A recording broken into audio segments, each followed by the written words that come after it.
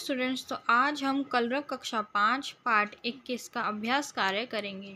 सबसे पहले है बोध प्रश्न। उत्तर लिखिए। राम कौन थे? राम अयोध्या के राजा दशरथ के ज्येष्ठ पुत्र थे। खा है विश्वामित्र ने महाराज दशरथ से राम को क्यों मांगा? इसका उत्तर है विश्वामित्र जो यज्ञ कर रहे थे उसमें 2 राक्षस बाधा उत्पन्न कर रहे थे।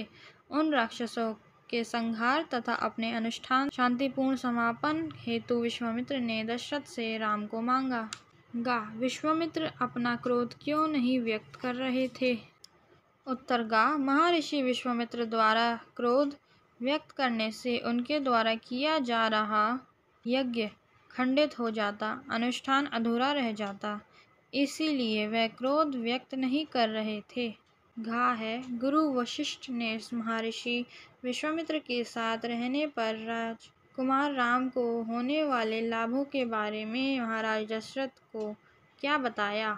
गुरु वशिष्ठ ने कहा, महाराज, महर्षि विश्वामित्र सिद्ध पुरुष हैं, तपस्वी हैं, अनेक गुप्त विद्याओं के जानकार हैं। वह कुछ सोचकर ही यहाँ आए हैं। राम उनसे अनेक नई विद्याएं सीख पाएंगे। आप राम को महर्षि विश्वामित्र के साथ जाने दें, राम को उन्हें सौंप दें।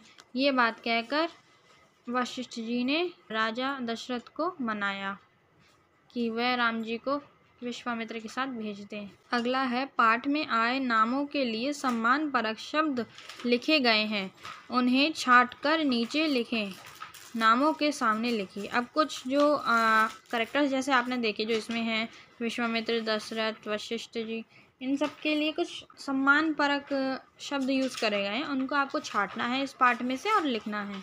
जैसे विश्वामित्र के लिए महर्षि का इस्तेमाल किया गया है, दशरथ जी के लिए महाराज या महाराजा का प्रयोग हुआ है, वशिष्ठ जी के लिए गुरु का प्रयोग हुआ है। अगला है सोच विचार बताइए। आपको सोच विचार करना है और इसमें आपको बताना है आपको किन किन बातों पर क्रोध आता है। अब आपको ये सोच कर बताना है कि आपको किन किन बातों पर क्रोध आता है। कि कोई झूठ बोले तब आपको क्रोध आता है, या कोई गलती करे तो आपको क्रोध आता है। तो ऐसी बातें आपको बतानी है कि किन किन बातों पर आपको क्रोध आता है। खा है, क्रोध आने पर आप क्या करते हो, और जब आपको क्रोध आता है तो फिर आप कैसे अपना जैसे क्रोध रोकते हो या किसी को डांटते हो, जो भी करते हो वो आपको बताना है। गा है, क्रोध से आपको क्या हानि अथवा लाभ होता है। अच्छा, जो आपने कभी क्रोध किया होगा तो उससे क्या आपको कोई हानि या लाभ हुआ है तो वो बताना है। किसी को कोई बात कब समझाई जाती है। अब आपने देखा है कोई ना कोई बात जब समझाई जाती है, कैसे समझाई जाती है कि उसे कोई बात समझ में ना आ रही हो तब समझाई जाती है, या कोई दुख में है इसलिए वो समझना नहीं चाह रहा है, या किसी से बहुत प्यार करता है उसे वो छोड़ना नहीं चाहता तो उसे बात समझाई जाती है। ऐसे ही आपको बताना है सोच विचार करके कि और कैसे ऐसी चीज़ें हैं जिसमें लोगों को बात समझाई जाती है। आपको कब किसने किस बात पर क्या समझाया है। तो आपको क्या किसी ने समझाया है, जैसे कि गुस्सा मत करो या ये मत करो, तो आपको ये बात बतानी कि आपको किसी ने अगर किस बात पर समझाया हुआ है। अगला है तीसरा, भाषा के रंग का शब्द एक जैसे अर्थ दो। मतलब कि शब्द जो एक जैसे लग रहे हैं लेकिन उनके अर्थ जो हैं वो अलग हैं। नीचे कुछ शब्दों के जोड़े लिखे हैं जिसके अर्थ अलग अलग हैं। इन्हें इस प्रकार अपने शब्दों में प्रयोग कीजिए कि इनके अर्थ स्पष्ट हो जाएं। अब जैसे आप ये देखेंगे ये शब्द बोलने में सेम लग रहे हैं लेकिन इन दोनों के जो मीनिंग हैं वो दोनों अलग अलग हैं।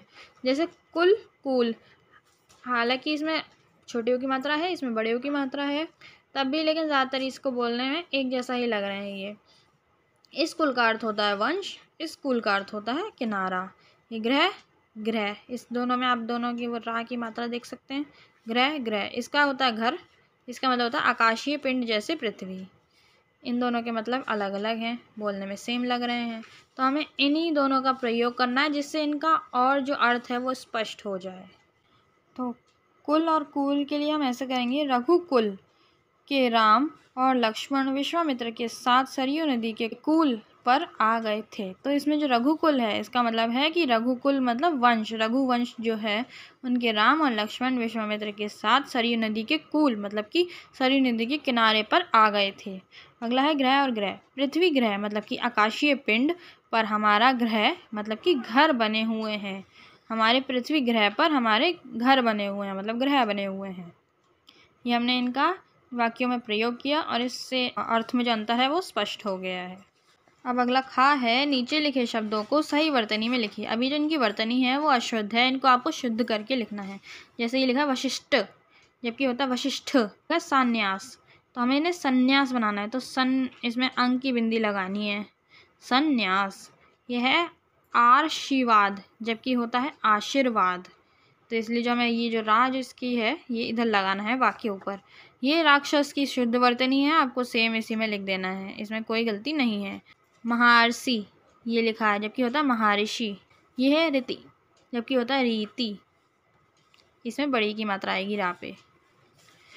गा है, अपने वाक्यों में प्रयोग कीजिए। अब ये जो बिजली गिरना और संज्ञा शून्य होना है, इनको आपको वाक्यों में प्रयोग करना है। पुत्र राम के वियोग की खबर सुनकर दशरथ पर बिजली गिर गई। संज्ञा शून्य होना, राम को भेजने के नाम पर राजा दशरथ संज्ञा शून्य हो गए। तुम्हारी कलम से अब आपको ये खुद लिखना है। विश्वामित्र के साथ राम व लक्ष्मण के जाने की इस घटना को अपने शब्दों में लिखिए।